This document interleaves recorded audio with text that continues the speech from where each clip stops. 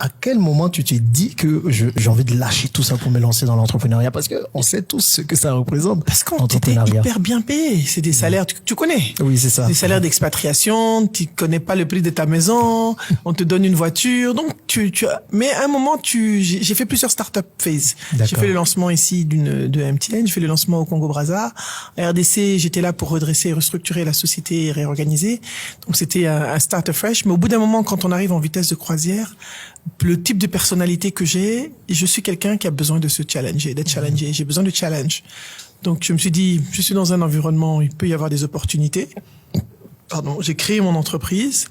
Et c'est là où la vie est venue, la vraie vie a commencé. C'est là que les vraies choses commencent. Donc, tu crées ton entreprise en RDC. À Kinshasa. À Kinshasa, de quoi? Dans quel domaine? Alors, je commence une entreprise dans la communication et je me spécialise dans la régie des panneaux publicitaires. Des panneaux publicitaires. Ça, normalement, ça donne l'argent. Non, ça donne l'argent. Je peux pas dire. J'ai gagné de l'argent dans ce secteur. Je peux même pas parler. J'ai eu des années où mon chiffre d'affaires dépassait $1 million. D'accord. Ça, il y a pas de souci. On est assez connus. Ceux qui sont à Kin connaissaient bien ma boîte, Viséo, j'avais RTL, enfin, toutes les grands opérateurs. Mais le challenge que j'avais, c'était le financement toujours, parce que je réinvestissais tout ce que je gagnais. C'est ça. Et on n'était pas encore pire en RDC dans un environnement où on te donne de l'argent. Je me rappelle une fois, j'ai une banque qui est venue me voir, on peut vous prêter de l'argent, mais ils me disent on vous prête $10 000. J'ai dit $10 000. $10 000? J'en ai pas besoin, parce que je préfère quand j'ai un 50 000, un 100 000 ou un 150 000 $ qui rentrent, je réinvestis. Donc c'est vraiment une stratégie, et c'est là où on apprend que tu gagnes pas d'argent sans argent. Pour quelqu'un qui sortait d'entreprise, la transition était dure. C'est ça. La transition et la compréhension de ce que c'était que l'entrepreneuriat, en fait. Mais du coup, comment tu vis cette transition?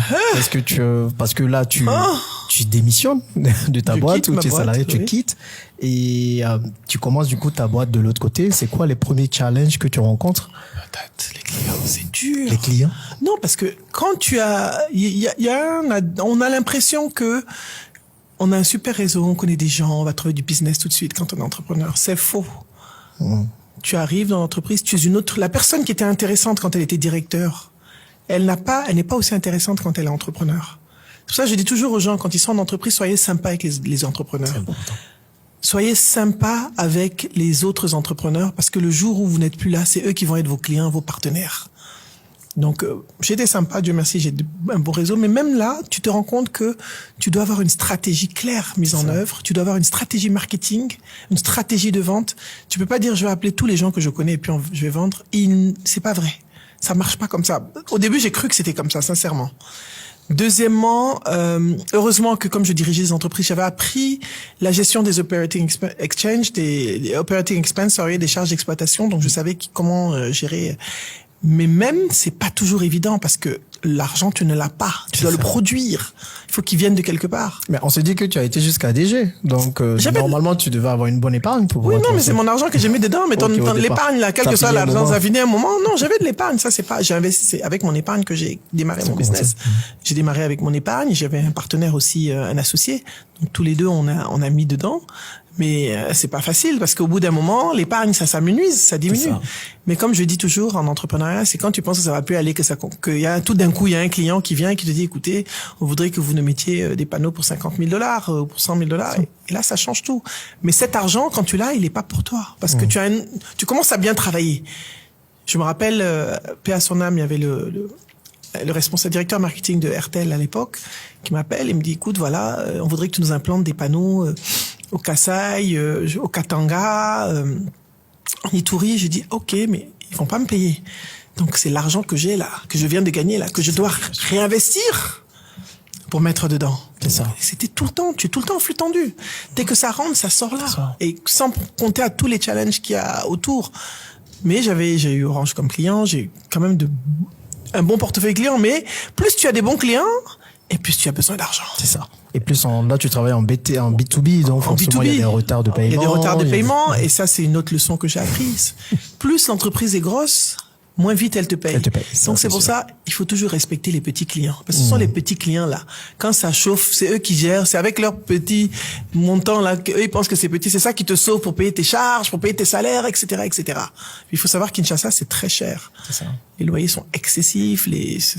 Tout est en dollars d'ailleurs. Tout en dollars. Je vous dire. Minimum, j'avais à peu près 5 à 6 000 $ de loyer par mois parce que j'avais un atelier où on construisait de la métallique. J'avais une maison où j'entreposais mes machines. Parce que je suis allé en Chine aussi importer, faire fabriquer des panneaux, etc. Donc j'avais une grande vision, quoi. Okay. Il y a beaucoup de personnes qui sont peut-être dans ton cas, il y a quelques années. Quelles sont les leçons finalement que tu tires d'avoir quitté le salariat pour te mettre dans l'entrepreneuriat? Est-ce que c'est quelque chose que tu auras fait ou refait s'il le fallait? Je pense que je l'aurais refait. C'est vrai qu'au début, j'hésitais. Il y a eu une période quand même pendant 1 an, 2 ans, d'abord de vache maigre, qui n'est pas facile. On parle de quelle année à peu près? 2007, 2009. 2007, 2009. Qu'est-ce qui s'est passé pendant ce temps? J'étais en train de construire le business. Ok. Donc tu dois pas, tu as pas le même train de vie. Ton train de vie il change, tu vois, parce que ton argent, tu le vois toujours en réinvestissement. Donc moi qui aimais bien, quand j'étais salarié, je vais à Paris, je vais partout où je veux. Tu voyageais bien en plus DG et tout. Je dépense comme je veux, je fais ce que je veux. Là, c'est pareil. Tu dois faire attention. Tu dois faire attention. Donc de toute façon, j'avais beaucoup d'habitudes. Tu vas bisser tes sables jusqu'à. Non, c'est vrai. Tu es dans une autre dynamique parce que là, tu dois investir. Mais c'était intéressant parce que il y a des moments où je me suis dit, quand c'était dur, je me suis dit, bah écoute, j'ai un bon CV. Je sais que je peux trouver un poste de directeur dans n'importe quelle boîte de télécom. J'ai le réseau, j'ai le CV, je connais les gens, donc il n'y a pas de souci. Puis tu connais les parents africains. Chaque fois, ta maman va dire non, faut aller chercher du travail. Ça, tu les connais, non? Et comment tu as géré ça, du coup? Comment tu as géré la famille? Parce que tu quittes un poste quand même assez intéressant pour te lancer. Tu sais très bien que c'est difficile pour nos parents. Et ton enfant est directrice, et la directrice. Maintenant, non, elle est plus la directrice d'une entreprise qui a zéro revenu. Donc, c'était pas facile. Bon, on gère, hein. Mais comment tu arrives à les convaincre, au final? Je vais pas aller ailleurs. Je sais que ça va aller. Je sais que ce sera dur. Et en plus, il faut savoir que l'environnement juridico-fiscal est pas facile en Afrique, en général, et en RDC, c'est encore un autre level. Donc, je peux dire que j'ai appris tellement de choses. Déjà, il faut bien maîtriser la fiscalité. Erreur que j'ai faite quand j'ai recréé une entreprise ici. J'ai eu une mauvaise fiscaliste, une mauvaise comptable, parce que je me suis pas vraiment mêlé. Mais une bonne fiscalité, maîtriser ses charges d'exploitation. Vraiment, c'est important. Développer sa stratégie, la stratégie marketing qu'il faut pour faire marcher le business. C'est les grands termes que tu utilises. On va utiliser les termes simples, du coup.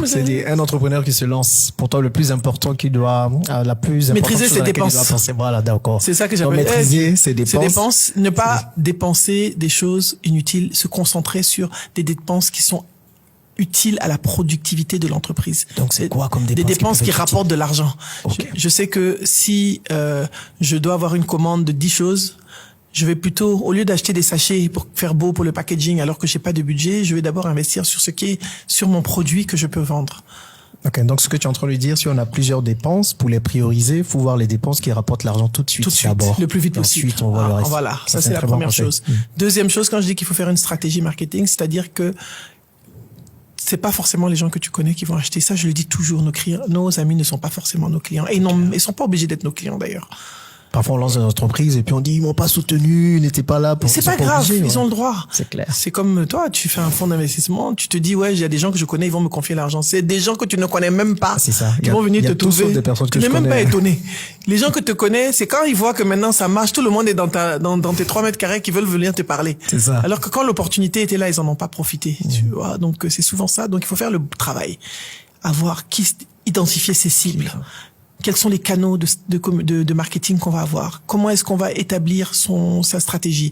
Comment est-ce qu'on va faire la communication de son produit? Quel packaging on va avoir? Comment on va l'appeler? Comment est-ce que je vais atteindre mes cibles?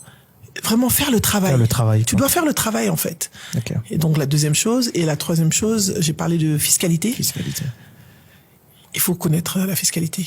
Ah bon? Pourtant, ça a l'air tellement compliqué pour Il faut avoir un bon fiscaliste. Okay. Tu n'as pas besoin d'être une experte en fiscalité, mais il suffit que tu aies une mauvaise personne. Là, j'ai un petit souci en ce moment parce que j'ai eu une personne qui m'a dit qu'elle est experte et qui m'a mis dans un problème. Bon, mon comptable est en train de rattraper. Mais je veux dire, pour moi, c'est la base. Parce que je me suis retrouvé à un moment où un jour, on m'a dit, on me redressait.